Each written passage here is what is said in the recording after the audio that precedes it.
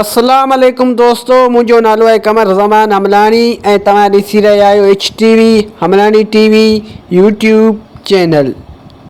जीअं त दोस्तों तव्हां सभिनि खे ख़बर आहे त मां सिंधी ड्रामो ज़हर ज़िंदगीअ ते अॻु में बि काफ़ी सारा वीडियो ठाहे चुको आहियां ऐं जंहिंमें मां टोटल 502 मिस्टेकूं अॻु में ई ॾेई चुको आहियां ऐं अञा बि हिन ड्रामे में काफ़ी सारी मिस्टेकूं आहिनि। तंहिं करे हिकिड़ो ॿियो वीडियो मां हिननि मिस्टेकनि ते ठाहे रहियो आहियां।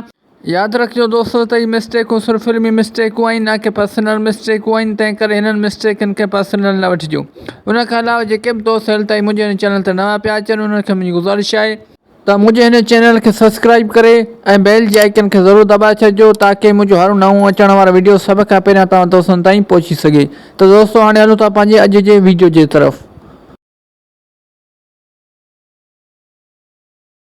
मिस्टेक नंबर 503 किस्त नंबर 136। दोस्तों इन सीन में तव्हां हिन शख़्स ते गौर कयो त हीउ शख़्स हिन वक़्तु कैमरा में निहारे रहियो आहे।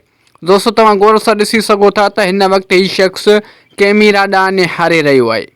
दोस्तों हिन शख़्स जी हिन मिस्टेक ते न डायरेक्टर गौर कयो ऐं न वरी एडिटर गौर कयो। इन करे हीअ बि हिकु वॾी मिस्टेक थी वई हिन ड्रामे में। दोस्तों उमेद थो कयां त हीअ मिस्टेक तव्हांखे सम्झ में अची वई हूंदी ऐं दोस्तों मूंखे कमेंट सेक्शन में ज़रूरु ॿुधाइजो त हीअ मिस्टेक तव्हांखे सम्झ में आई या न। मिस्टेक नंबर 504 किस्त नंबर 136। दोस्तों हिन सीन में तव्हां हिन शख़्स ते गौर कयो त हीउ शख़्स हिते मुसलसल कैमरा ॾांहुं निहारे रहियो आहे। दोस्तों तव्हां गौर सां ॾिसी रहिया हूंदा त हीउ शख़्स हिते मुसलसल कैमरा ॾांहुं निहारे रहियो आहे। दोस्तों हिन शख़्स खे शायदि डायरेक्टर सही तरीक़े सां न सम्झाए सघियो त कैमरा ॾांहुं नाहे निहारणो सीन रिकॉर्ड करणु वक़्तु। दोस्तों हिन जे कैमरा ॾांहुं निहारण जे करे हीअ बि हिकु वॾी मिस्टेक थी वई हिन ड्रामे में। उमेद थो कयां त हीअ मिस्टेक तव्हांखे सम्झ में अची वई हूंदी। दोस्तों हिन शख़्स जी हिन मिस्टेक ते न डायरेक्टर गौर कयो न वरी एडिटर गौर कयो। मिस्टेक नंबर 505 किस्त नंबर 136। दोस्तों हिन सीन में बि तव्हां हिन शख़्स ते गौर कयो त हीउ शख़्स हितां वेंदे वेंदे बि कैमरा ॾांहुं निहारे रहियो आहे। दोस्तों तव्हां गौर सां ॾिसी सघो था त हीउ शख़्स हितां वेंदे वेंदे बि कैमरा ॾांहुं निहारे रहियो आहे। दोस्तों हिन शख़्स जे कैमरा ॾांहुं निहारण जे करे न डायरेक्टर हिन ते गौर कयो न वरी एडिटर गौर कयो। इन करे दोस्तों हीअ बि हिकु वॾी मिस्टेक थी वई हिन ड्रामे में। दोस्तों नवां अदाकार खणंदा त ईअं त थींदो न। बहरहाल दोस्तों हीअ बि हिकु वॾी मिस्टेक आहे हिन ड्रामे में। उमेद थो कयां त हीअ मिस्टेक तव्हांखे सम्झ में अची वई हूंदी। दोस्तों कमेंट सेक्शन में मूंखे ज़रूरु ॿुधाइजो त हीअ मिस्टेक आहे या न। मिस्टेक नंबर 506 किस्त नंबर 136। दोस्तों हिन सीन में रबन मरी चुको आहे। दोस्तों तव्हां रबन ते गौर कयो त रबन हिन सीन में हिते मरी चुको आहे ऐं दोस्तों हिते रबन तव्हां पेर ते गौर कयो त हिन वक़्तु हिते रबन जो पेर रोड ते आहे।